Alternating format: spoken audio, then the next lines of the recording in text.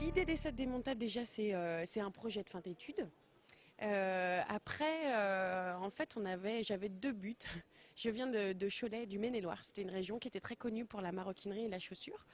Et voilà, les usines ont fermé, se sont délocalisées et il y avait plein de belles matières qui étaient sur place et qui servaient à rien. Donc je me suis dit, mais qu'est-ce qu'on peut faire de toutes ces belles matières pour leur redonner une nouvelle vie et puis pour soutenir le savoir-faire aussi de la région.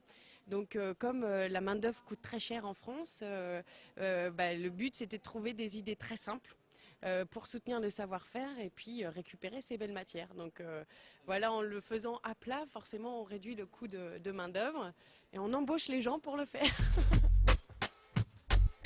Ça qui est à plat. Voilà, donc c'est vraiment. En fait, les chutes, c'est vraiment des lots de cuir qui sont pas utilisés. Donc c'est des fins de série ou soit voilà, c'est les délocalisations qui ont laissé ces matières sur place. Donc c'est très simple, il suffit juste de mettre les scratchs au fond et en fait les pressions s'alignent. Et ce qui permet donc de le ranger facilement dans son armoire ou dans sa valise et de aussi le nettoyer très facilement. Parce que comme on peut le mettre à plat, c'est vrai qu'on a toujours des petites miettes ou des petites choses qui se coincent au fond du sac. Donc là c'est très pratique. Hop. Et je ferme les côtés comme ça, je vais bien vous montrer.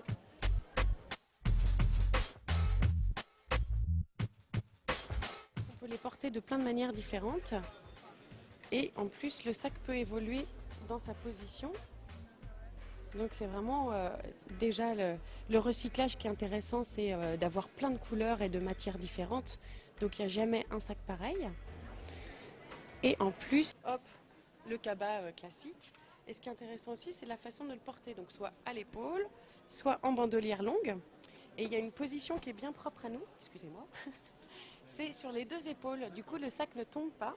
Et quand on veut regarder à l'intérieur du sac, c'est très pratique. Il y a toujours une petite poche comme celle-ci qui est fournie avec le sac et qui est amovible aussi par un passant à pression. Donc on peut l'adapter un petit peu partout.